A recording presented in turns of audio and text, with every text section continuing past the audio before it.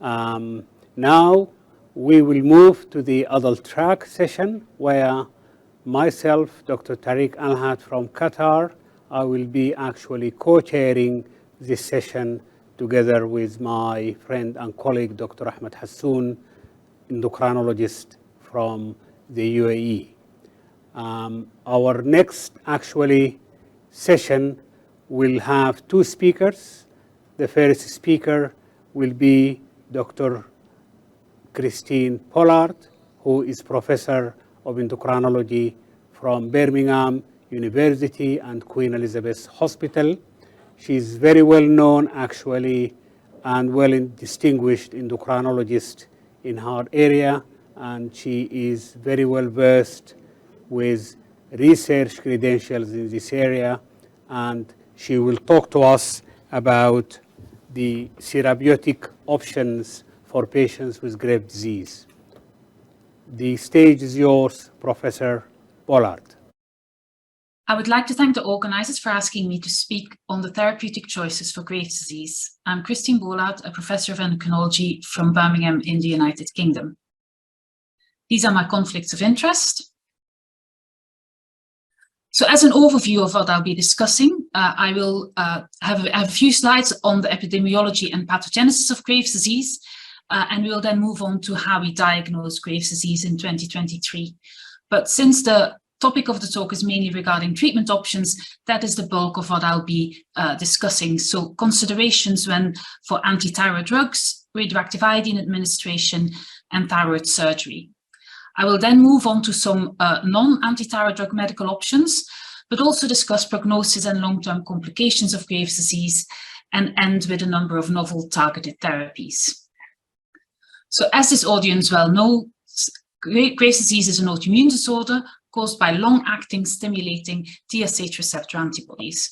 So these are indicated here on this slide, where you can see, so this is what happens in a normal thyroid cell. So TSH stimulates a TSH receptor to produce thyroid hormones, and that is kept under control via negative feedback with the pituitary gland. These long-acting TSH receptor antibodies give continuous stimulation of thyroid cells, resulting in excess thyroid hormone production. Graves' disease has a population prevalence of 1 to 1.5% and has a peak incidence between 30 and 60 years. It's 5 to 10 times more common in women than in men, and there has been a rise in incidence in recent decades. It is more common in iodine-replete areas. The pathogenesis of it, of the production of these antibodies, is an interplay between genetic and environmental factors. And this picture here illustrates Robert Graves, who described it first. So this is a very recent study, still in EPUB, in The Lancet, looking at a very large population cohort, so more than 22 million people in the United Kingdom, of whom nearly 1 million had a diagnosis of autoimmune disease between 2000 and 2019. Nearly 64% of them were female, with a mean age of 54 years. And the incidence of autoimmune diseases increased over the years, with an incident risk ratio of 1.04. But 19 specific autoimmune diseases were studied, and there was a large increase noticed in patients with Graves' disease. So that was true both for men as well as women, where you can see an increased risk ratio of 3.26. Interestingly, what was found was that the incidence rose more significantly in people of the lowest socioeconomic status. What was also found was that autoimmune diseases commonly are associated with each other. So if you have Graves' disease, you are more likely to develop another autoimmune disease. Moving on then to how we diagnose Graves' disease. Well, most laboratories now have very good TSH receptor antibody assays, so that can either be TRAb measurement, or if you have more sophisticated methods where we can measure TSI or TBI, they have a sensitivity of greater than 95% of detecting Graves' disease. We can also use radionuclide scanning, and what this figure here illustrates is the different scenarios we see both on a radionuclide scan as well as on an ultrasound scan in patients with various causes of hyperthyroidism. You can see diffuse uptake in Graves' disease with an increased blood flow on Doppler ultrasonography, with a more localized uptake in the solitary toxic adenoma, and then suppression of uptake in the remainder of the thyroid gland. And that could be either a solitary or multiple nodules. And then in a destructive thyroiditis, you will get no uptake on the isotope scan, and you will get a very bland ultrasound picture. Moving on then to the treatment options. So the main treatment options really haven't changed that much over the last 80 years. And these are the three main treatment options that we still use. So we have anti-thyroid drugs, we have radioactive iodine, and we have surgery. So anti-thyroid drugs are non-invasive and cheap and can be given as an outpatient. They, however, have a number of significant side effects. It requires the patient being compliant. And we know that relapse rates, even following a prolonged course of anti-thyroid drugs, is up to 53%. Radioactive iodine is a very elegant way of treating hyperthyroidism. It results in an effective cure, again, is given as an outpatient, but requires patients to adhere to radiation protection, is a more slow cure than surgery, and results in the majority of patients in hypothyroidism. And then there are certain situations where radioiodine would not be applicable, such as pregnancy or patients with significant eye disease. Surgery, again, is very effective and results in rapid control, but is invasive, expensive, and has a number of complications. It is associated with the lowest rates of relapse. And when deciding on which treatment to give to a patient with Graves' disease, this very much is an individualized decision-making. And there are a number of factors that need to be taken into account, but it is a discussion between patient and physician, discussing all the risks and benefits. And you can see here, this is a table from the American Thyroid Association, in which situations sometimes we might prefer anti-thyroid drugs such as pregnancy, patients with active Graves' ophthalmopathy, patients who've had significant side effects of anti-thyroid drugs, we may opt for surgery. So there are a number of factors here to be discussed and to be taken into consideration. Beta blockers are very good at controlling Graves' disease, certainly in the initial stages. So one of the factors we definitely have to discuss with patients when considering treatment options is what happens to those TSH receptor antibodies. So this is a study from the late Peter Lauberg here, which looked at a number of patients treated with anti-thyroid drugs, surgery, or radioactive iodine. And you can see that both with surgery and anti-thyroid drugs, the TSH receptor antibodies come down very soon after the treatment, whereas with radioactive iodine, there is an initial rise, and these antibodies can remain high for a very long period of time, up to 5 years. So this has implications for patients with Graves' ophthalmopathy, which is why we're careful with radioiodine in that situation, but also in patients who are planning to become pregnant, as this may result in a risk of fetal Graves' disease. When we give anti-thyroid drugs, we have two regimens, either a titration regimen, where we start with a high dose and then reduce it, or a block replace regimen, where we start at a high dose and then add in levothyroxine. A systematic review that has looked at these two treatment options has found no difference in relapse rates between these two options, but patients who are on a block replace regimen generally are on higher doses of anti-thyroid drugs and therefore may have more side effects. And they were more likely to withdraw, and therefore there was a higher relapse rate due to participant dropout. When choosing between the options for Graves' disease, it would be very good if we could accurately predict those patients who would respond very well. We know that predictors of poor remission rates with anti-thyroid drugs are having male gender, having a large goiter, having very high levels of 3T4 at diagnosis, as well as high levels of TSH receptor antibodies. And so these findings have been refined more recently in these nice papers here, which was summarized in this very nice review by Wilma Wissinger and colleagues. And this is summarized in a Graves recurrent events after therapy score. So this is a grade score, taking into account the patient's age at presentation, their serum 3T4 concentration, the level of TSH receptor antibodies or TBI, as well as the presence and size of a goiter. And so the higher the score, the less likely the patient is to be responding to anti-thyroid drugs, and that is illustrated here. So patients in a class 1, so who have low scores on this, anti-thyroid drugs may actually work and therefore could be recommended. patients who are in the highest grade score, 4 to 6 points, it would be really recommended that they have either ablation or thyroid surgery because they are very unlikely to respond to anti-thyroid drugs. If you don't have TBI, then you can use STRAB and an equivalent of measurement of 6 units per liter of TBI would be 3 times the upper limit of normal of a TRAB score. And you can further refine this score by adding genotype information as is indicated there. So I'm very much in favor of using a titration regimen, but one situation where I did use block and replace regimen was during the pandemic. And that is because when you put patients on a block and replace regimen, you keep their thyroid function slightly better controlled and they need less thyroid function testing. So of course, during the pandemic, there was less opportunity for patients to have their thyroid function measured. And because we were all looking after acutely ill patients on the COVID wards, I used a block replace regimen in a number of patients. So these are guidelines in the European Journal of Endocrinology of what to do with hyperthyroidism during the pandemic, very much emphasizing how a block replace regimen may be very useful. One thing to consider with anti-thyroid drugs is that they may have significant side effects. Now, minor side effects such as a rash or joint pains are very common and they are mild. There are, however, a number of major side effects that all patients have to be warned about. So we all know about the risk of agranulocytosis, which only occurs in up to 0.5% of patients started on anti-thyroid drugs, but obviously is potentially life-threatening, and all patients should be warned about the risk of this.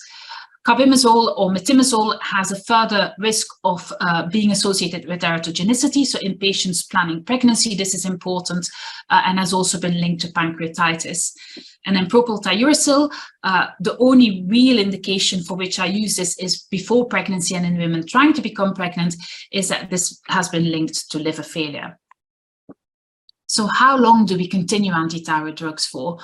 Well, current guidelines very much recommend that you remeasure TSH receptor antibodies, as they will help predict those patients who are likely to have had a good response to anti-thyroid drugs. So these are data again here from Peter Lauerberg and then an Italian study indicating that the level of TSH receptor antibodies at the time that you're considering stopping anti-thyroid drugs determines the risk of relapse. So if these antibody levels are low, such as this graph here, the risk of relapse is about 30%, and this is significantly higher if TSH receptor antibodies are still 3 times or more the upper limit of normal. And this study here indicating very similar results. When TSH receptor antibodies are 2 or 3 times the upper limit of normal at the time that you're considering stopping anti-thyroid drugs, the risk of relapse, which is these gray bars here, is significantly higher. So European guidelines recommend that in untreated Graves' disease, that certainly those who have a low grade score, that you start metimazole or carbimazole, the same drug, and that you continue that for 18 months. Of course, there may be a number of patients who make a personal decision that they actually do want either radioactive iodine or surgery. If hyperthyroidism then persists after 18 months, many people, I think, will go for a definitive treatment with radioactive iodine or thyroidectomy. However, some patients may opt for continuing metimazole for a further 12 months. Patients who can come off anti-thyroid drugs but then relapse, really a definitive treatment is very much the preferred option. So there is now, so for a long period of time, we were concerned about continuing anti-thyroid drugs for long periods of time, but there are now nice data where patients have continued on anti-thyroid drugs for a very long period of time. You can see here the relapse rates in patients who had a short term duration of anti-thyroid drugs, which are the white bars, and then those patients who were treated with longer-term anti-thyroid drugs. So this is a summary of a number of studies that have looked at this. And you can see that the relapse rates were significantly lower, only so less than 20% in patients where the mean duration of treatment was about 90 months. So we're always concerned about the potential risk of bone marrow suppression, but I think the studies that have looked at continuing anti-thyroid drugs for a long period of time have indicated that this is actually safe. And then a further study here looking at a very, very long treatment. So you can see up to 24 years of treatment with anti-thyroid drugs. You can see how TSH receptor antibodies came down very significantly, and how actually serum TSH remained very stable, even on a very low dose of anti-thyroid drugs, as is indicated here, a mean dose of about 2 milligrams per day of metimazole. So long-term treatment in some patients seems to result in good outcomes and certainly has not been associated with relapse. So looking at non-anti-thyroid drug possibilities then, and so these are drugs that I would only use in very specific situations. So if you want to block iodide uptake, perchlorate is a good drug, and this is certainly something that I've used in patients with amiodarone-induced thyrotoxicosis. Similarly, cholestyramine, which will bind thyroid hormones in the bowel, in the gut, I have used very successfully in patients with amiodarone-induced thyrotoxicosis. Beta blockers and PTU in addition, so PTU in addition to blocking the thyroid peroxidase enzyme also blocks the conversion of T4 to T3. And again, glucocorticoids and lithium are very good in reducing T3 and T4 secretion. And again, in patients with thyroid stone, certainly glucocorticoids have very beneficial effects. Lithium has a further effect on reducing signaling to the hypothalamo-pituitary thyroid axis. And then, of course, we know that we have things like iodine that will interfere with tyrosine coupling as well as secretion of thyroid hormones. So when discussing treatment options with patients, one of the things that we really have to emphasize is the effect of hyperthyroidism and Graves' disease on long-term cardiovascular mortality. So in Birmingham, we have a long tradition of doing mortality studies. This was a study that looked at patients treated with tyronomide drugs, those who received radioiodine but that did not make them hypothyroid, and then those who were made hypothyroid. You can see that we confirmed that was indeed an increased standardized mortality ratio of all-cause mortality in patients with hyperthyroidism. And this was true in patients whilst they were taking tyronomide drugs, as well in those who had radioiodine but were not made hypothyroid. But what we did find was that when we made these patients hypothyroid and put them on levothyroxine, this increased mortality risk was no longer present, indicating that maybe in order to get rid of hyperthyroidism, you need to make patients hypothyroid. I won't dwell on the further analysis of this, but what we confirmed was that most patients died from circulatory deaths. And so these findings were confirmed in a further study. So this is from a Welsh cohort looking at over 4,000 patients with Graves' disease and a large number of controls. And again, what this forest plot here indicates is that in those patients where we got early and effective control of hyperthyroidism, this was associated with improved survival, and therefore a rapid and sustained control of hyperthyroidism should be prioritized. And in many patients, this can only be achieved by giving them radioactive iodine or surgery. And then a further study that's been published, again, looking at so this is a database study looking at a very large number of individuals, nearly 240,000 patients who had a TSH measurement between 1995 and 2011. They all needed to have 2 TSH measurements of at least below 0.3 milliunits per liter. And what was found that there was an increased mortality in untreated overt hyperthyroidism in patients aged over 65 years. So this is not really surprising. However, interestingly, what was found was that there was an increase in mortality per 6 months of a decrease. So a low TSH in untreated hyperthyroidism was associated with increased mortality.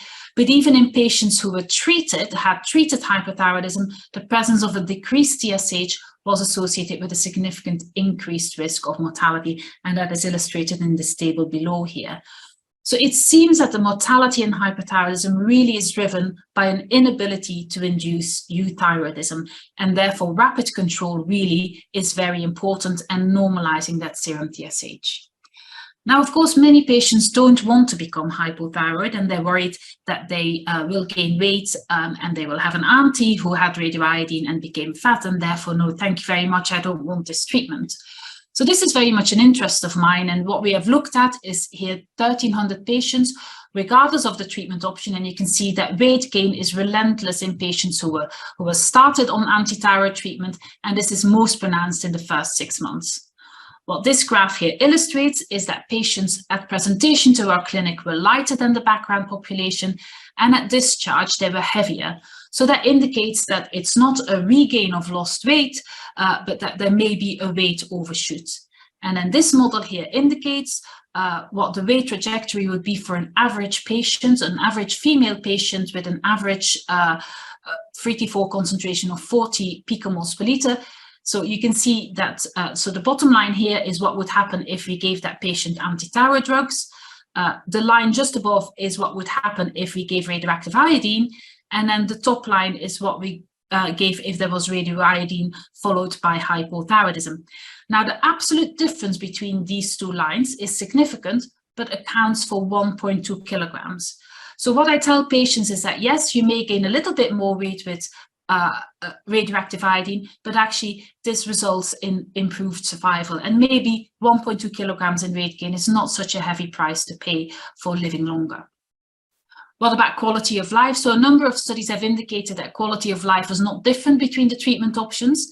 These are more recent studies using the TIPRO questionnaire, indicating, first of all, that patients who have hyperthyroidism have a reduced, have a worse quality of life than patients, than the general population. So the general population here has the best score, which is the most inside graph. But what is illustrated by this study is that patients who have radioiodine may have slightly worse quality of life. Like I said, this is not confirmed in all studies. And then finally, what I want to move on is a number of novel therapies. This is one study that I was involved with Simon Pearce. This was a phase 1 open label trial, because of course in Graves' disease, it's very surprising that in this day and age where we have a lot of immunotherapies, that we don't have a good immunological treatment for one of the most common autoimmune conditions. So this was a combination of 2 TSH receptor peptides. We found that giving this to these 12 patients was safe and well tolerated. And what these graphs here illustrated was that in the majority of patients, 70% of them, this resulted in improved thyroid hormone concentrations. And further studies with these compounds are now going on as well. So this here from a nice review from people in the United Kingdom, indicating the various novel immunological treatments that have been used. So some of these target B cells, look at CD20 proteins, but we also have TSH receptor antagonist and TSH receptor blocking antibodies. And tomorrow in my year in the thyroid, I will illustrate these 2 studies, one looking at this TSH receptor blocking antibody and one using rituximab in children, indicating beneficial results. But you will have to come back tomorrow to learn more about these studies. So to summarize, the incidence of Graves' disease is increasing and it remains an important condition to treat. The main treatment modalities really have not changed very much over the last 70 years, but it's very much an individualized patient-informed decision-making process. Anti-thyroid drugs are effective, but may have significant adverse effects. And the duration of anti-thyroid drug treatment is very much based on measurements of TSH receptor antibodies. I've illustrated that hyperthyroidism is associated with long-term cardiometabolic effects, and there is hope on the horizon of some promising novel therapies. Thank you very much for your attention.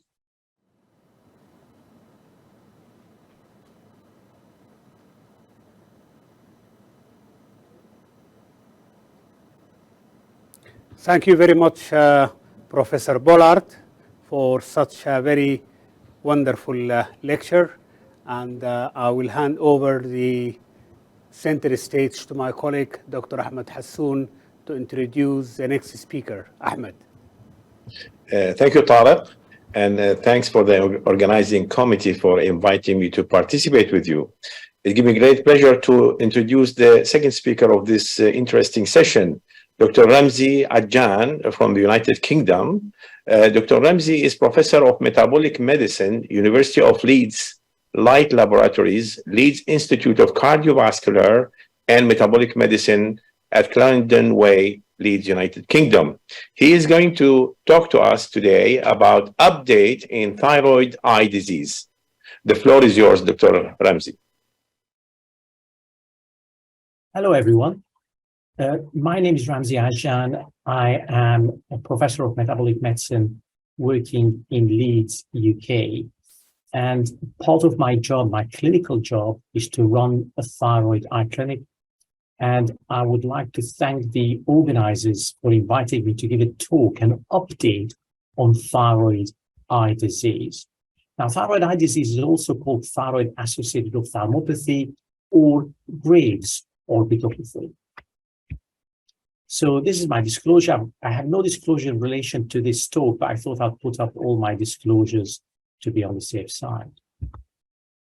So let's talk about the prevalence of this condition. Around 40% of people with Graves' disease display clinical features of thyroid eye disease, and often this is missed. MRI detects changes in 70 to 90% of Graves' disease patients, so clinically you may not see it, but the MRI changes are there. Most cases, luckily, are mild or self-limiting, but 5% can be pretty severe and can threaten sight. Now, suboptimal management of this condition is very common, and late diagnosis of this condition is very common as well. People don't think about it, particularly when people are euthyroid, for instance, can be very difficult. But even when they have active thyrotoxicosis, they have active Graves' disease, people do not think that much of thyroid eye disease. Now, when we talk about the natural history of the disease is that you have an active phase, and then the disease burns itself out. Now, because of the active phase, because of all this inflammation that happens behind the eyes, you get the severity of the disease determined. So more active phase, then it will have sequelae long term, and that's the solid line in blue, that's the severity of the disease, and the dotted line is the activity of the disease. Now, remember, this is a self-limited condition, so you need to tell your patient that it will burn itself out at some stage. The problem is we can't tell how long it takes because it can be different from person to person. It's sort of usually anything between 18 months or even 12 months to 2.5 years. And our aim of the treatment essentially is to achieve this, to have the disease activity going down, so the severity and the sequelae that you get from this condition are very reasonable. So the first thing that I want to talk to you about is assessment, because that's important. So activity and severity. Now, we always use something called the clinical activity score because that decides your treatment. And we divide it into 7 points. So the way I teach my registrars usually, that I say 7 points is pain, so pain at rest, pain on eye movements, each one gets a point. Redness of the eyelids, redness of the conjunctiva, 1 point each. Swelling of the eyelids, and swelling of the caruncle, again 1 point, that's the inside of the eye there. And then the last thing is conjunctival edema gets a point, or chemosis. You see conjunctival edema once, you will never forget it, and I'll show you a picture of that in a moment. And then you've got disease severity. Now, in mild Graves' disease, the eyelid retraction is less than 2 millimeter, is 2 or more in moderate to severe. Exophthalmos is less than 3 millimeter, 3 or more in severe. Then the soft tissue involvement, if it is mild, that's fine, but if it's moderate to severe, then you know that we've got some severe disease here. And then extra muscle ocular involvement in terms of diplopia. If there is no diplopia, that's good. If it's intermittent, that's not too bad. But if the diplopia, the double vision, is there all the time, then you've got to be careful. And the last bit, and this is really important, is the corneal involvement. So if it is absent or mild, that's great. But if it is there, then that is severe. And you've got to take it pretty seriously because people can lose vision if there is significant corneal involvement. Now, you need to think about the differential diagnosis. The commonest actually is allergic conjunctivitis, and often thyroid eye disease is misdiagnosed as allergic conjunctivitis. Myasthenia gravis, but remember, this condition can be associated with thyroid eye disease, and you get the ptosis, particularly at the end of the day, people get the double vision later on in the day as well. So there are some distinguishing features, but it can be associated with thyroid eye disease. That's the other thing to remember. And we do see cases like that. Then you've got orbital tumor or pseudotumor. So if you have a unilateral disease, you've got to, and I repeat, you've got to request an MRI of the orbit. Carotid cavernous fistula, you see it once, you don't forget it, because usually the eye is pulsating, right? Now it's rare. I've only seen 2 cases, but it's quite dramatic, and you need to be able to diagnose this. Orbital myositis, again, is usually unilateral. It's severe. It's really nasty. I've seen a few cases, and you need to be able to diagnose that as well.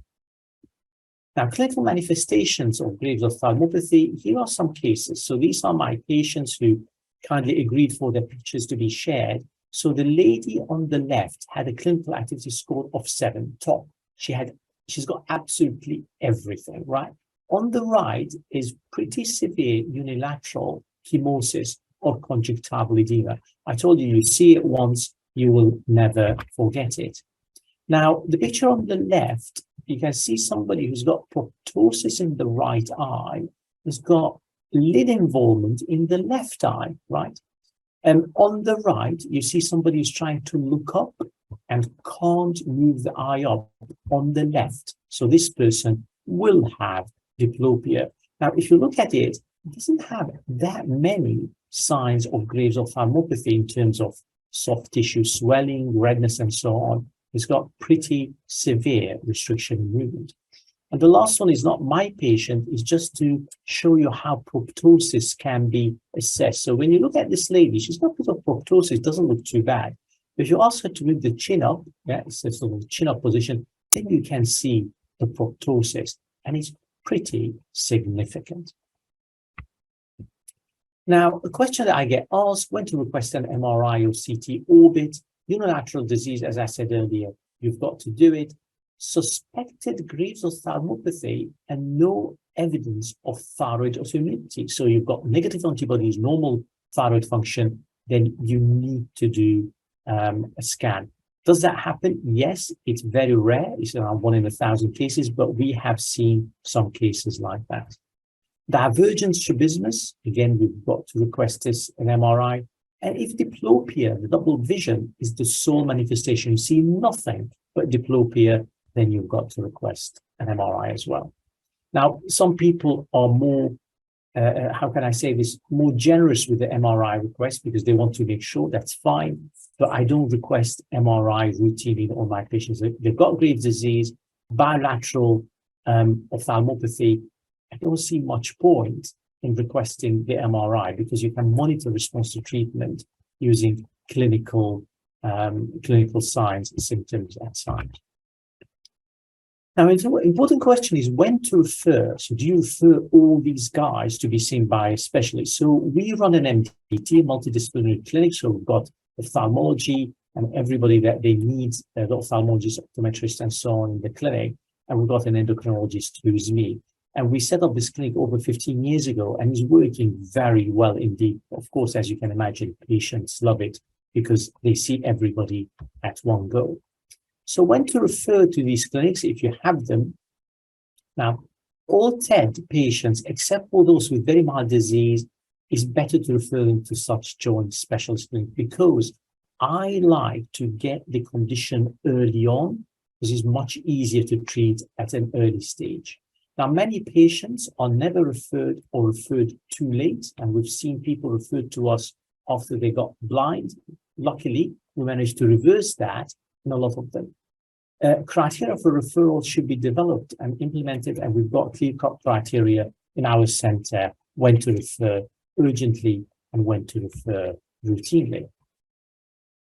Now, let me show you our criteria. So urgent referrals, symptoms, reduction in visual acuity, or impaired color vision, because if you have impaired color vision, then you know the optic nerve is compressed.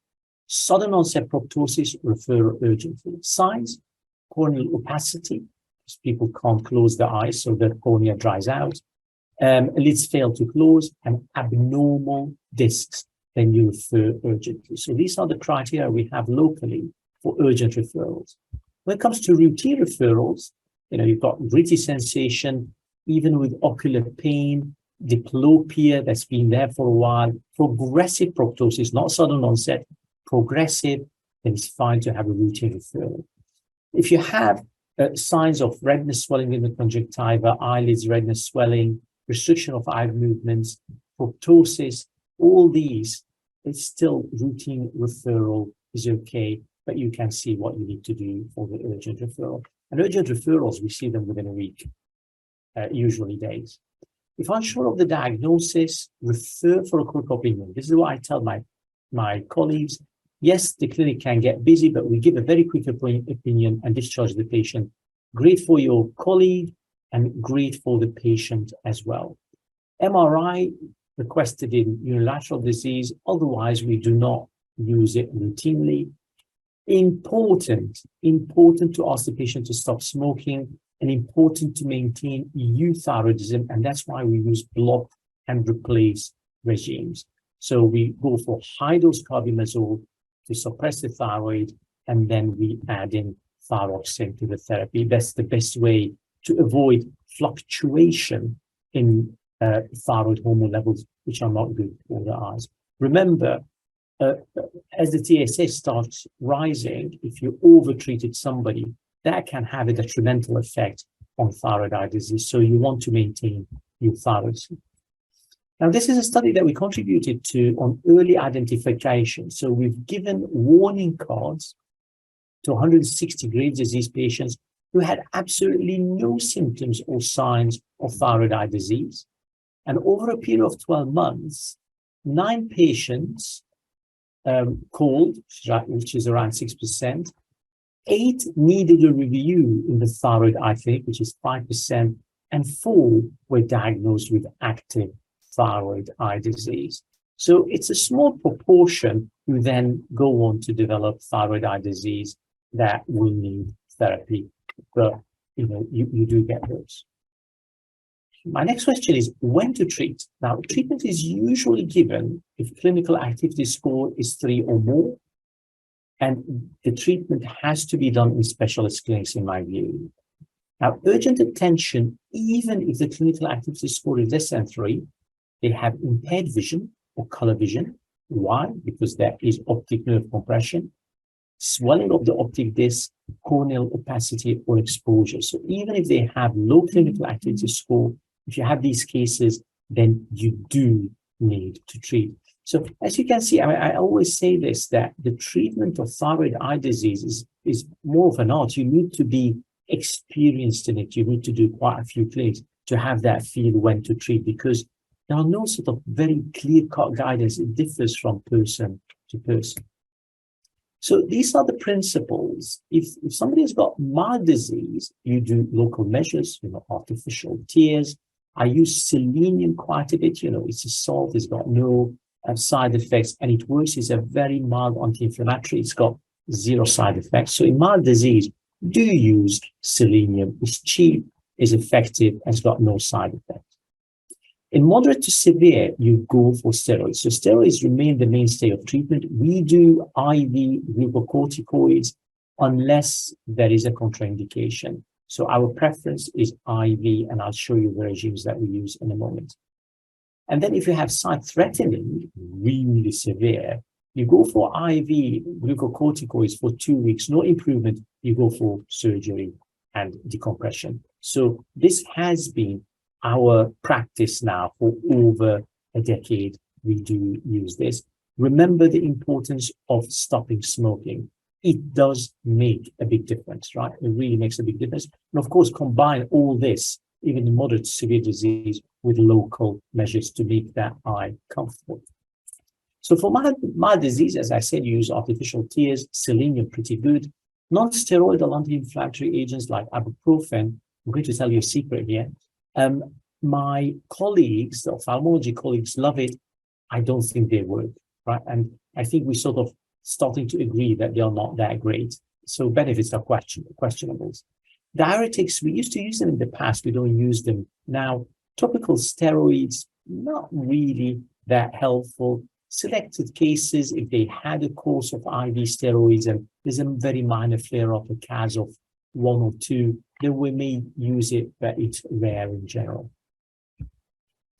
Now, oral versus IV steroids, I think there is no question that IV steroids work better. It's a little bit more cumbersome because you need to bring the patient every week to have the IV infusion, but they definitely work better. Oral steroids, if you look at the literature, the best literature says 77%, but usually it's 50 to 60% who respond well. The IV steroid is more like 88%. So the oral steroids, very high doses were recommended in the past. We do not use those very high doses. If we have to do oral steroids, we usually start with 60 milligrams. One tip, avoid quick reduction. You reduce it quickly, you reduce the dose quickly, then people usually relapse.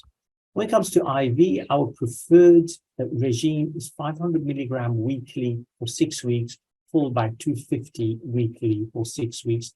The full dose is 4.5 grams. Make sure that the patient is monitored, particularly LFTs. So we've got a protocol where we monitor full blood count, UNEs, LFTs, you name it, HbA1c, and that is periodically reviewed. The danger with IV steroids, methylprednisolone, is hepatitis, but it's very rare to occur with this dose. Now, we've been, as I said, running the clinic for more than 15 years.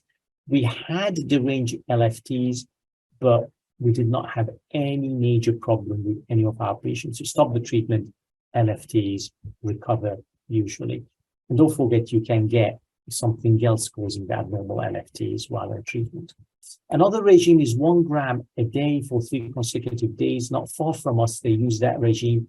I'm worried about it. I don't use it that much because that dose has been associated with the fulminant hepatitis rather than our regime. So we only used it once because somebody had a side-threatening disease. So I would urge you to use the milder form of IV methylprednisolone. Other management strategies, radiotherapy, 2/3 of patients respond to this. In our experience, actually more respond, but remember, these patients had all sorts of other therapies, and then they went to radiotherapy. Efficacy is increased by combining with glucocorticoids. Make sure that the patient on glucocorticoids when they have radiotherapy. Do not use in younger age. Diabetic retinopathy can be an issue as well. And of course, uncontrolled hypertension, you shouldn't use it. And cannot be repeated, so you do it once. It's a one course and you do not repeat. Surgery, side-threatening active disease, so failed to respond to IV methylprednisolone in 2 weeks, or corrective surgery after the active phase is over, just to improve the appearance of the eyes. And it's important for patients, particularly female patients. So we do a lot of lid surgery. We do squint surgery for people who still have diplopia, and of course, to correct the proptosis. And this is an example of lid surgery. I mean, you can, as you can see, you can normalize the appearance of the eyes. And this is an example of the proptosis getting corrected by surgery.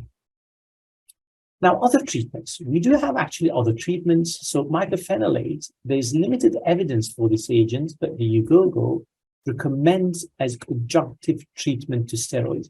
But as I said, the evidence is quite limited. Do we use it? Yes, sometimes, but not that much. We haven't been terribly impressed with it.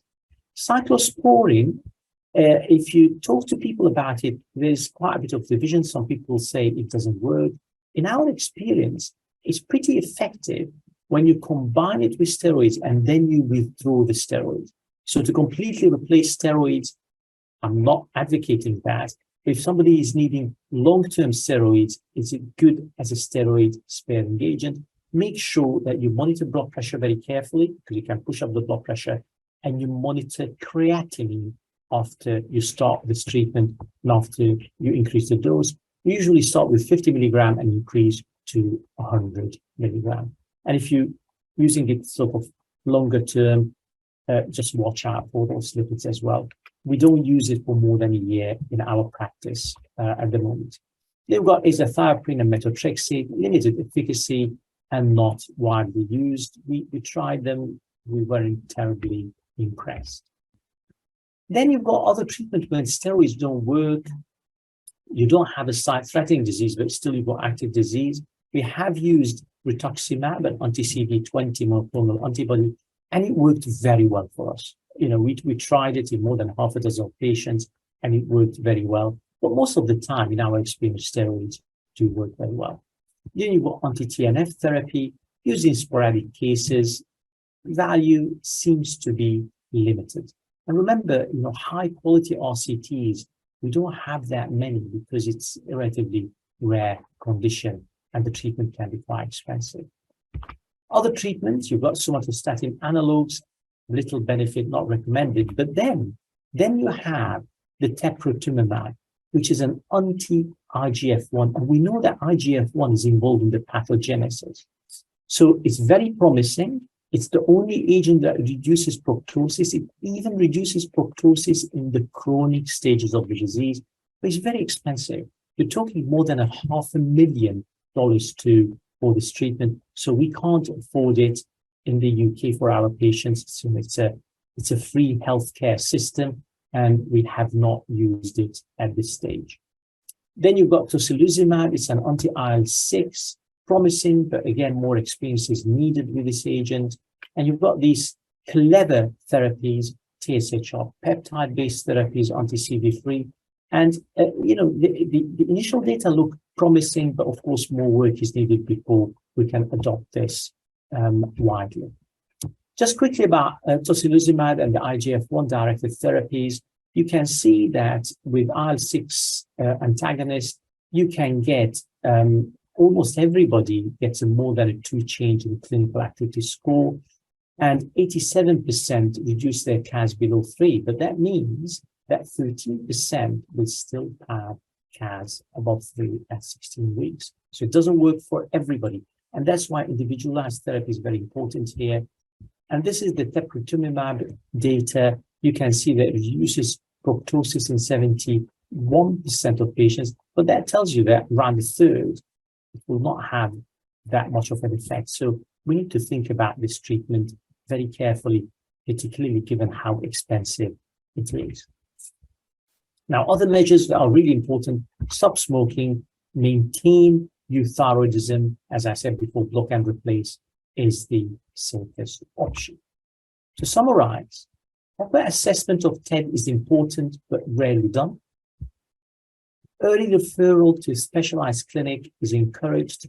Clinical Indeed has been running for, well, actually, it's not true, it's 10 years.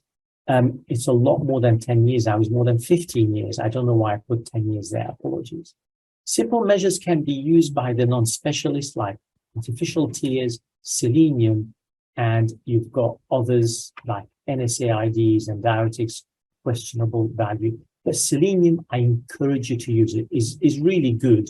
It's cheap, a very mild anti-inflammatory, but only for mild disease.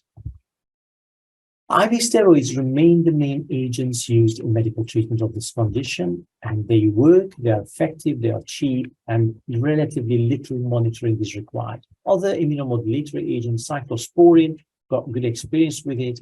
Azathioprine, less so. Rituximab, pretty good if they're not fully responding to a glucocorticoid. Anti-TNF, I don't have that much experience with it. And then you've got this really fancy therapies.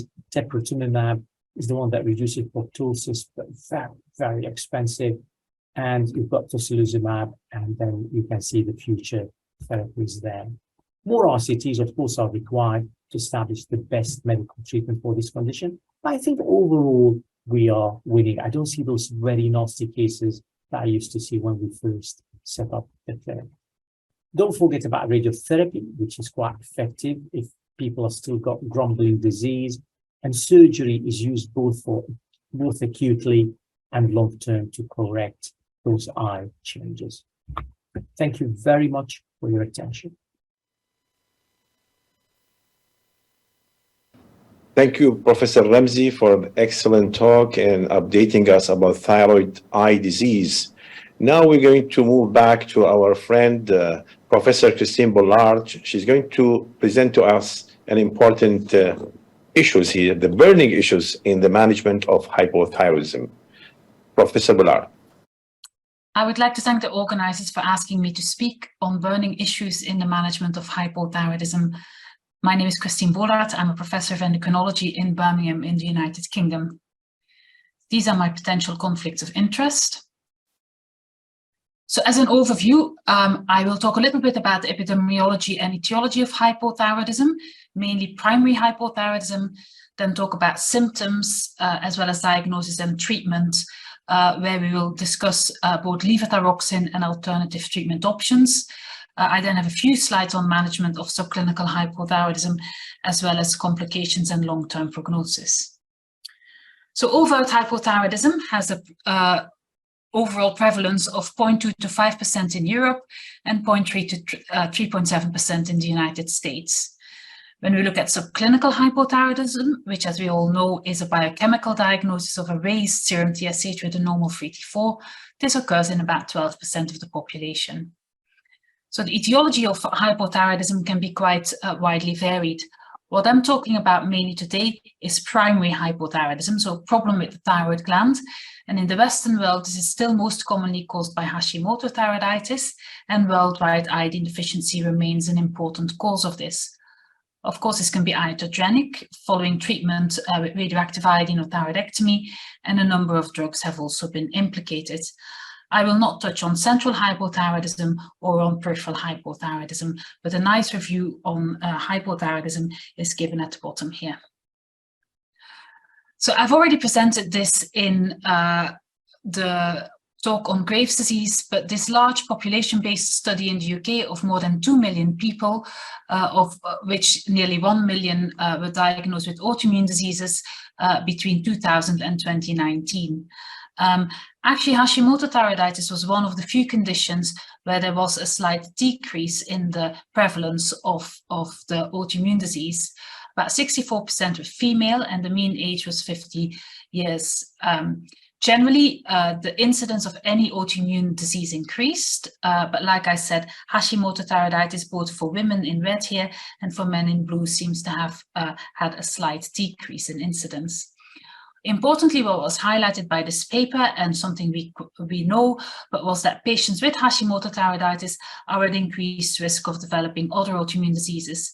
And so the darker the squares are here in this area that I've highlighted, the more likely it is that the patient will get one of those other autoimmune diseases. So something to bear in mind when we're managing these patients. I think we're all aware that symptoms of hypothyroidism are non-specific. So a number of studies have indicated that just based on symptoms, it is really very difficult to diagnose this disease. This was a study that looked at self-reporting of symptoms in 140 cases and 560 controls. And 13 typical symptoms of hypothyroidism were studied. And you can see that for patients with only 1 or 2 symptoms, this was actually more common in control patients than in patients who had hypothyroidism. And it's only patients who had 3 or more symptoms where this constellation of symptoms may have given an indication that hypothyroidism is present. And they then did a complicated diagnostic score analysis. But again, you can see that you need a minimum of 3 symptoms or more in order to have symptoms as a good indicator of the presence of hypothyroidism. So what do patients report with regards to symptoms? So this was an online survey, which I will also highlight in my Year in the Thyroid overview tomorrow. But this was looking at more than 5,000 patients with hypothyroidism who reported brain fog, which, as we all know, is a very commonly reported symptom. Most of the patients were female, and they were largely patients with Hashimoto thyroiditis. They had an average age of 50 years. And you can see that nearly half of the patients had brain fog prior to diagnosis, and the majority of them reported that this was present frequently or all the time. The most commonly associated symptoms were fatigue and forgetfulness, and it was reported by patients that increased rest was the most commonly provided improvement in their symptom score for any of these 3 symptoms. So how do we diagnose hypothyroidism? Well, we measure a serum TSH, and if that is abnormal, then generally we would measure a serum free T4. And because the underlying diagnosis is usually Hashimoto thyroiditis, we would also measure TPO antibodies. Now, measuring serum TSH requires a number of considerations. Firstly, there may be a number of drugs that have effects on the measurement of serum TSH. And of course, if a patient is acutely ill, then the TSH measurement will not be accurate. It's also important that we repeat this measurement. So this study here, it's a little bit old now, but still very useful, which looked at a very large population, 350,000 patients who had a single TSH measurement and then a further TSH measurement 5 years later. And you can see that patients with a serum TSH that was either just above normal or greater than 10, certainly those that are just above normal, more than 50% of them 5 years later had a normal serum TSH. So generally, we should not make treatment decisions based on a single TSH. In addition, we now know that there are age and race-specific reference ranges, and so generally serum TSH will shift to the right in patients who are older. And you can see here data from the NHANES study, but in patients aged over 80 years, because there is this right shift in the TSH curve, quite a significant proportion of them may have been diagnosed with subclinical hypothyroidism, when actually this is a physiological phenomenon. The upper limit of normal in older people, therefore, may well be 7 millunits per liter rather than the general cutoff of 4 or 4.5. And this is, so problems with this are reflected in a number of studies that have been published in recent years. So this was a large study from the United States, looking at records from insurance companies, looking at patients who were newly started on levothyroxine.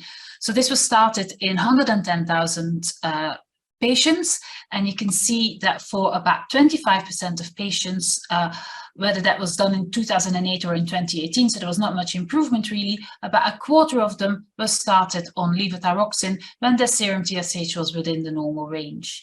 And when you looked at specific, this is the bottom part of the graph here, when we looked at specific conditions, you can see that for about a quarter of patients, levothyroxine was started with a normal thyroid function, and actually it's only a minority where overt hypothyroidism was present. A further study indicating that levothyroxine may be started inappropriately is this study here of over 14,000 patients who were initiated on levothyroxine. After 10 years, nearly 5% of them were overtreated and 7.4% were undertreated. And what this study illustrated was that this was very much dependent on the starting serum TSH before patients were given levothyroxine. So the higher the serum TSH was at presentation, the more likely it was that they were overtreated. And conversely, patients who did not receive sufficient levothyroxine replacement, this was more likely when they had a lower serum TSH at the start. So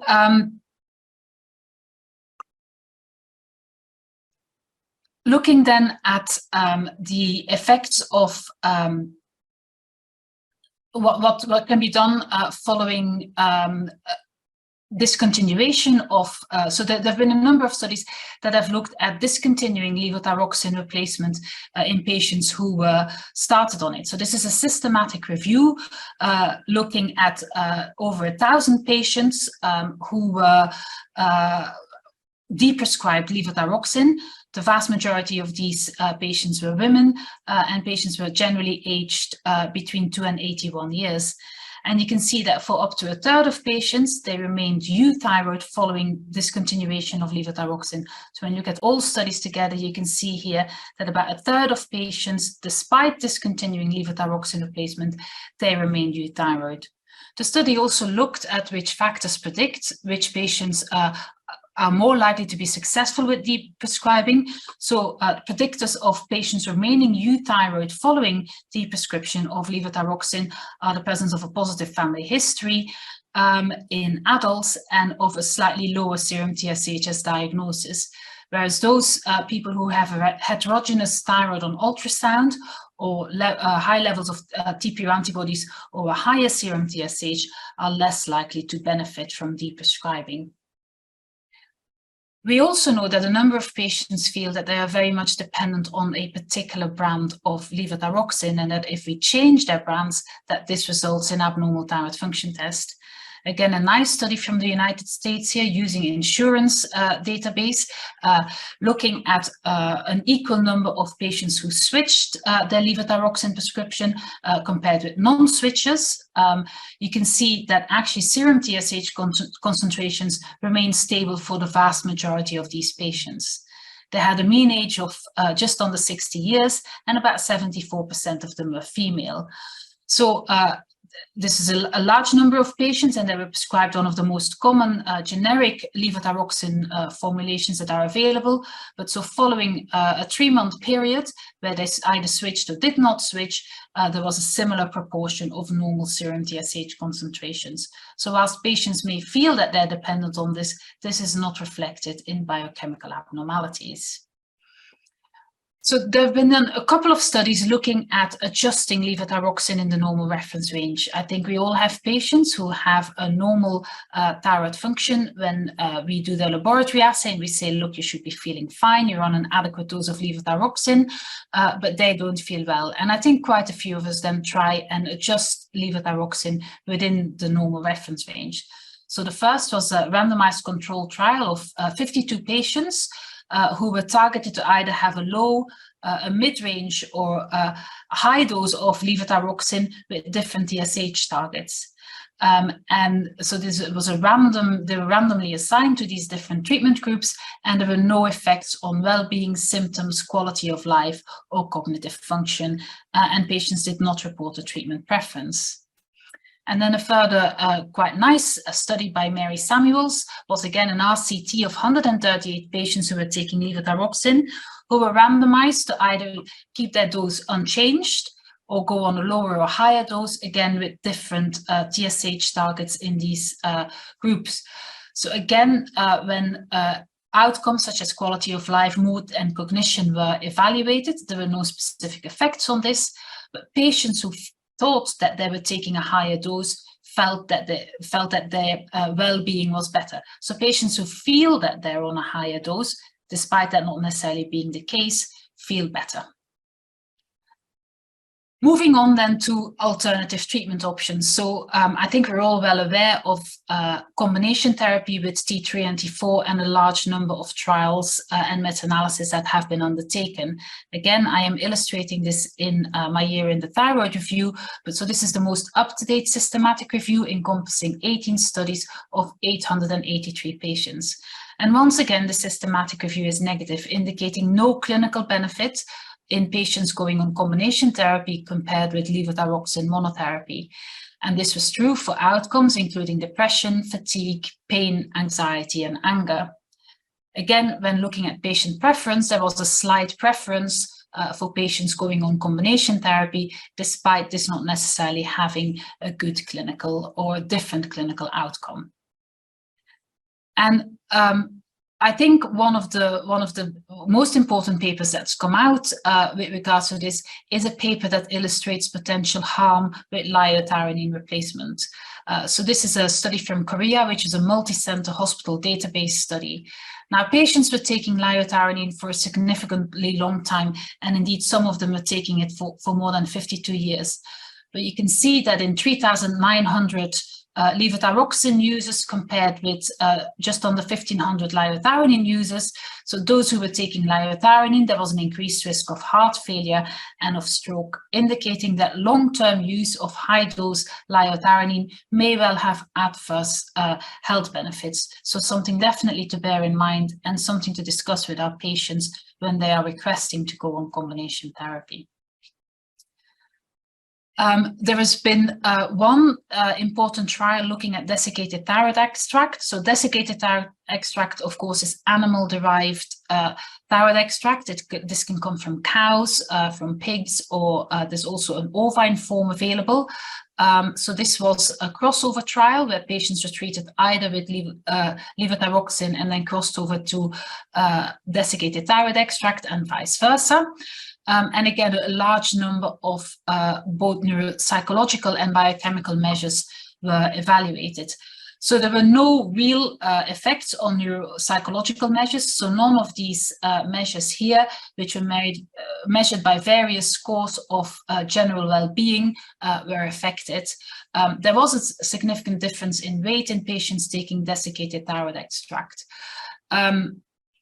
So 49% of patients preferred to be on desiccated thyroid extract, about 20% of them preferred levothyroxine, and about a third of them had no particular preference. I think one of the main things to consider when patients want desiccated thyroid extract is that this is actually a very unphysiological ratio of T4 to T3 because animals have quite a different ratio. So generally these preparations contain too much T3, and that is what results in a number of problems. And certainly in the United Kingdom, this is not a licensed treatment.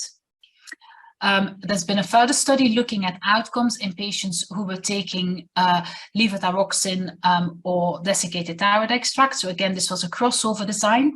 75 patients were split into 3 groups, and this was they were all undergoing treatment for 22 weeks with one of the 3 treatments, and then they were swapped over. So all patients received all 3 treatments for a total duration of about a year, 66 weeks. So the overall upshot of this trial was that there was no difference in outcomes. However, when a subgroup analysis was undertaken, there was some evidence that patients who were most symptomatic felt most benefit from combination therapy or thyroid extract. So you can see that here, those patients who had the highest symptom score did actually seem to get an effect on their quality of life. However, caution needs to be exerted here because this is a very low number of patients, and certainly the trial was not powered for this subgroup analysis. Looking then at selenium, so indeed a number of studies have looked at whether selenium can improve both the presence of TPO antibodies as well as outcomes in patients with hypothyroidism. So this is a systematic review here, looking at patients who were either already taking levothyroxine or patients before they were taking levothyroxine. And what these forest plots here illustrate are the TPO antibody levels at 3, 6, or 12 months in both of these groups. You can see in patients on levothyroxine, when selenium is added, this appears to lead to a reduction in TPO antibodies both at 3, 6, and 12 months, but only in patients before they start levothyroxine at a 3-month time point and not at the later time points. However, when you look at these studies that then also take into account the quality of life and clinical features of hypothyroidism, there does not appear to be a beneficial effect of selenium on this. So whilst it may reduce TPO antibodies, it is difficult to translate that into clinically important findings. And then this was an interesting study looking at patients randomized to receive either thyroidectomy or medical treatment. So these were all patients, 150 of them, who had persistent symptoms of hypothyroidism despite being rendered euthyroid with levothyroxine. They all had Hashimoto's, so had a significantly raised level of TPO antibodies. So they were randomized to receive either medical therapy or surgery. So the primary outcome was a general health score, and you can see that compared to, so this is where the score of the background Norwegian population would be, and you can see that patients undergoing surgery had a very significant improvement in their general health score. When you look at fatigue scores, again, this reduced significantly in patients treated with surgery compared with those control patients who continued on medical therapy. And also when looking at TPO antibodies, these reduced significantly following surgery, but less so in patients having medical therapy. So maybe there is something in the fact that the presence of these antibodies actually makes people feel less well. I think this is an area that still needs to be explored further. I think one of the criticisms of this trial here would be that, of course, if you give a patient an intervention by doing surgery, maybe that is something that makes them feel better. And what we did not have is a control arm where sham surgery was performed. Looking then at subclinical hypothyroidism, and I don't have time to really go into much detail here, but I think we all know that this is an above normal serum TSH concentration with normal free T4 concentrations. And there really have been a very large number of studies that have looked at potential outcomes or adverse outcomes that may be associated with this in the cardiovascular system, the musculoskeletal system, as well as in overall mortality. Subclinical hypothyroidism generally is then further subdivided into mild subclinical hypothyroidism, so a serum TSH that's either between 4.5 and 7 or between 7 and 10. This is graded as grade 1 subclinical hypothyroidism, and then grade 2 subclinical hypothyroidism is a serum TSH over 10. And you can see that depending on the level of TSH rise, that there have been a number of studies that have reported adverse cardiovascular outcomes as well as adverse mortality outcomes, but not in those patients who only have a very mildly raised serum TSH. And then, of course, we've had the TRUST trial. So this was a trial of 737 adults aged over 65 who had a serum TSH. So I would say that this was a sort of quite mildly raised serum TSH between 4.6 and 19.9, who were randomized to receive either levothyroxine or placebo with dose adjustments. You can see that indeed this had a good effect on their serum TSH concentration. So patients who were randomized to levothyroxine, indeed the serum TSH concentration dropped significantly. So this indicates that patients were indeed taking their tablets and that the dose adjustments were working. The primary outcome here was a hypothyroid and symptom or tiredness score, and there was overall no difference in these quality of life scores. There was also no difference in any of the secondary outcomes, such as BMI, blood pressure, their hand grip strength, and waist circumference. So I think a number of the main criticisms of this trial was that most of these patients actually had relatively mild subclinical hypothyroidism. And of course, the primary outcome was a symptom score, but more than a quarter of patients had no symptoms at baseline. So therefore, it seems unlikely that the trial of levothyroxine replacement will work in a patient who doesn't have symptoms to start with. But I think based on this trial, people are now very reluctant to start levothyroxine replacement in older people with a raised serum TSH, especially if they don't have symptoms. So guidelines with regards to who should be managed and when should we intervene in subclinical hypothyroidism are a little bit varied. And what I've tried to do on this slide here is try and summarize it. So this is very much divided into patients with a TSH less than 10 or greater than 10. And then in those less than 10, again, it's those with very mild subclinical hypothyroidism and those where that is more pronounced. So I think certainly when a serum TSH starts rising over 7, and if the patient has symptoms or the cardiovascular risk factors, I think giving a trial of levothyroxine is important. I think it is important that they have symptoms, and certainly NICE guidelines would recommend only starting this if the patient is symptomatic. But I think a number of cardiac risk factors can also be taken into account here. In patients who have a lower rise in their serum TSH, generally, I would not start treating this. And then for patients with a serum TSH over 10, well, I think if they're less than 70, then levothyroxine replacement is appropriate. If they are over 70, again, if they are symptomatic or if they have significant cardiovascular disease, I would start levothyroxine replacement. What is really important is that you monitor thyroid function test, and that so the aim of treatment here would be to normalize serum TSH to within the normal range, but also those patients who are on a 6-month trial that we assess if their symptoms have actually improved. And what about long-term outcomes then in patients with hypothyroidism? So this is a study that I was involved with in Birmingham. So this is using the large UK GP databases that we have available to us. This was a thin database.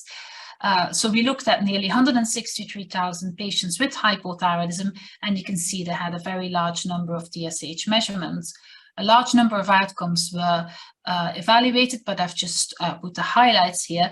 So you can see that patients with serum TSH that's within the normal range, as is illustrated by these two bars here, that the outcomes in terms of mortality, heart failure, and atrial fibrillation was actually very good. It was patients who had a very significantly raised, or who had a raised TSH, where these outcomes were significantly affected, and also patients where serum TSH was less than 0.1 were similarly affected. So to summarize, symptoms of hypothyroidism are non-specific and therefore non-predictive when they occur in isolation. TSH measurements can be affected by several factors, and the use of age and gender-specific reference ranges is important. And in my talk tomorrow, I will give a more recent study on this from Japan. There has been significant overuse of levothyroxine prescription, and I think we should exert a little bit of caution when starting patients on levothyroxine. Many patients prefer higher doses of levothyroxine, but of course this needs to be taken into account with potential long-term complications and side effects. There is no clinical evidence that combination therapy with T3 and T4 or thyroid extract is effective, and selenium may reduce thyroid antibodies, but again, its effect on clinical outcomes is less clear. Whether you start treatment of subclinical hypothyroidism very much depends on the age of the patient and the rise in the TSH level. And as long as we treat hypothyroidism with TSH within the target range, long-term outcomes do not seem to be affected significantly. Many thanks for your attention. Thank you very much, Christine, and thank you very much, Ramzi. I think we'll move now to the questions by the audience. I think I will let my colleague Ahmed Hassoun, who has a question for Christine. Great to have you with us today, Christine. Thank you very much for being with us. Thank you. Christine, good to see you again. Always, happy to see and hear you. I have a question about the good thing you mentioned about the radioactive iodine. You mentioned, looks like this is the safest when you develop hypothyroidism for the long term. Now, I would like you to comment on the long-term possibility of the cancers in the salivary or this thing, as reported before. Any update on this? Can you give us some idea about it? I would appreciate that, Christine. Yeah, so I think what you're probably referring to is the study that caused quite a bit of ruckus a number of years ago.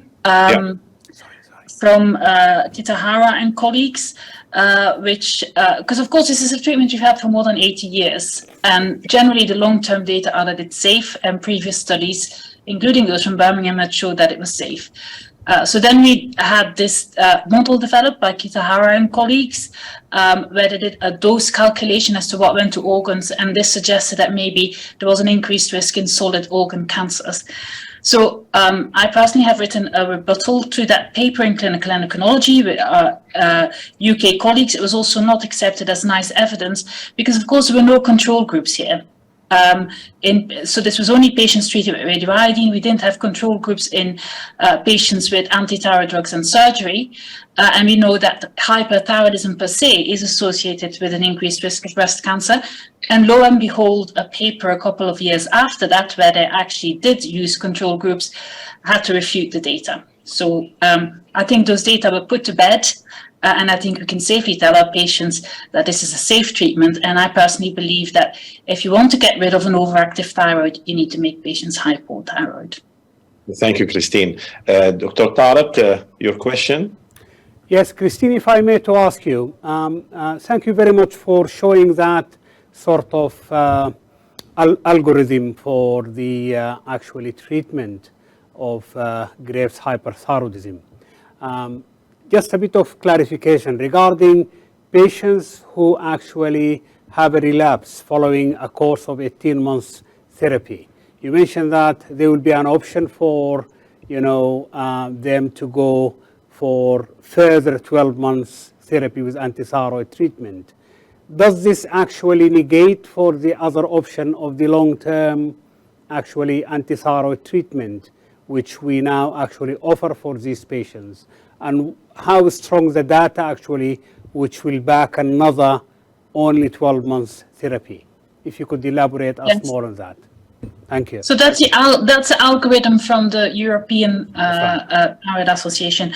So certainly NICE guidelines in the UK where I work would very much emphasize that in many patients, probably radioiodine should be a first-line treatment.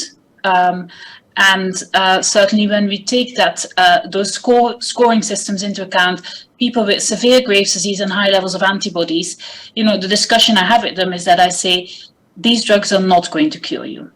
And I think you really should consider a definitive treatment option. Now, like I've tried to emphasize, it's very much individualized. I am not a fan of giving a second course of anti-thyroid drugs. I think the data with regards to long-term anti-thyroid drugs, yes, I think the main emphasis there is that they show that they're safe, which we didn't know for a long period of time.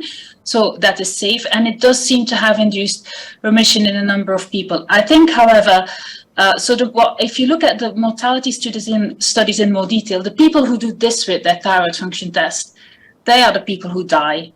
And of course, if you're going to stop, start, that's what your thyroid function is going to do. And I think those are the people who actually die from hyperthyroidism. So I don't think it's a good option, but of course, you always have a patient in front of you, and many patients, despite, you know, my best efforts of convincing them, do not want to have a definitive treatment. And then in those situations, I have no other option. But I personally don't think that's a good choice. Okay, thank you. Thank you very much. If Dr. Ramzi with us, I cannot see him on the platform. I don't think he's with us. So I just have an indication that he's not with us. Okay. Yeah, okay. Go on, Ahmed. Right. Go on. I'm trying to see then, because I had some question for Ramzi now. You can go ahead and ask Prof. Christine now, and I will find questions. Christine, one of the actually delegates asked a question which is not 100% clear, but she said, please, my question is when I can start treatment with immune suppressive agent in a case of AIT, which I assume it is autoimmune thyroid disease. So immune suppressive therapy for autoimmune thyroid disease? I'm not clear what the question is. I agree also, it's not clear. It's not clear. I mean, if it's starting immune therapy for another reason, a cancer or another autoimmune disease, then, you know, I think this requires monitoring of thyroid function. If it's an autoimmune therapy, such as for multiple sclerosis, where you might give alemtuzumab, then of course you need to be very careful there about their thyroid function. But I'm not, you know, there are no clear immune therapies that we routinely start in patients with autoimmune thyroid disease. I believe in the next 5 to 10 years we will have some for Graves' disease. I don't think Hashimoto thyroiditis is one of those where immune therapies will come on the forefront.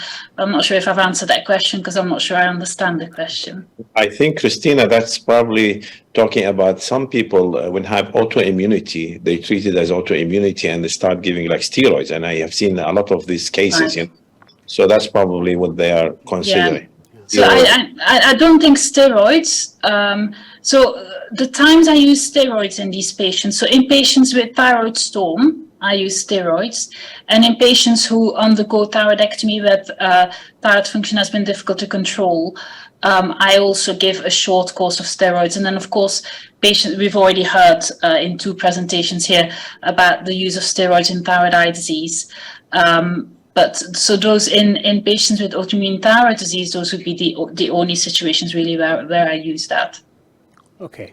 Right. Another delegate, Dr. Imad Barakat, said, thank you for great event. If relapse of hyperthyroidism after 8 years, what is the recommended treatment in case of refusing radioiodine or surgery? I don't think you have much choice really, other than I think it's convince your patient that they need a definitive option. So, I mean, I have patients who've had Graves' disease for 15, 20 years where, you know, I have failed. You know, I don't think you have another choice but you need to control them. So you need to give them anti-thyroid drugs. I do tell them, and this is true, that I do see patients who present with significant side effects, agranulocytosis, other side effects, sometimes on the third, fourth relapse. So those who've always refused, who don't want to listen, who don't want to have definitive treatment. So I have had patients end up with agranulocytosis on their fourth or fifth course, 15 years after original presentation. And you know what, these drugs are not without side effects. And if you've seen, I've seen a few liver failure, people die from liver failure, people requiring a liver transplant. It is not nice. And I really think all you can do is try and convince them. If they don't want to, then I think your only option is to give anti-thyroid drugs. Okay, Christine, I have a question about the role of surgery in solitary thyroid nodules. Yeah. So a patient who has a solitary toxic nodule, I very much have the discussion with them. And I say, look, the options here are that we give radioactive iodine or surgery. The chance that they become hypothyroid following a hemithyroidectomy is about 20%. The chance that they'll become hypothyroid following radioiodine is higher. So if they're really adamant they don't want to become hypothyroid, then hemithyroidectomy is useful. We have, of course, now a number of newer treatment options for thyroid nodules, radiofrequency ablation and a number of other thermal ablations. And so radiofrequency ablation has been shown to be effective in patients with toxic nodules. Often that requires more than one treatment. But certainly in a number of countries, this is routinely available. But I think it sort of depends a little bit on what your setup is. So 15 years ago, when I had less surgical support, shall we say, I was more likely to recommend radioiodine. But because I now have very good working relationships with the surgeons here, many of them do either go for hemithyroidectomy, and I think in a number of years' time, this will be largely treated by radiofrequency ablation, if I'm honest. Right. Christina, just related to this, because we have a colleague who does this ablation, and I know in thyroid toxicosis, like the solitary toxic nodule, chances being having any malignancy is very, very low, or maybe almost zero. But I think they always like to have it excluding malignancy before doing anything like that. So your comment on that? Yeah, so we're set in the setup phase of a national UK trial on radiofrequency ablation. So this is for I want to emphasize non-toxic thyroid nodules. But so the requirement here will be that this is either benign on ultrasound and a single, so those that we wouldn't usually take an FNA from, we will FNA to make sure it's benign.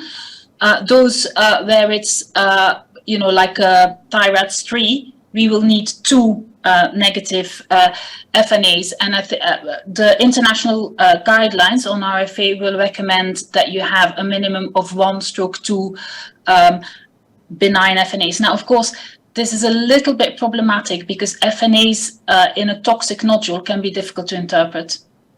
But so generally, so international guidelines, and so they've been written. I do highlight them in my year in the thyroid tomorrow. So there'll be some references for those who are interested. Do recommend that you do confirm that that's a benign nodule, because when you actually look at the literature, it's not completely zero, that level of malignancy in there. Now, I think many of these will be probably microcarcinomas, which of course, we don't know whether these would actually ever cause a particular problem to the patient, but I would definitely recommend certainly a single benign FNA. Great, on those thank patients. you. Dr. Tarek. Yes, I think one delegate asked you a question, Christine, saying, I'm not sure if I did understand your recommendations well, and just for clarification, you mentioned that treatment of hypothyroidism to reference is all what you need, but ATA recommend achieving TSH to less than 2.5. Do you recommend? That is not right. Okay. That is not what ATA recommend. Right. Okay. Right. Okay. So can I just probably there is another. They said, do you recommend TSH target to 4 in young hypothyroid patients?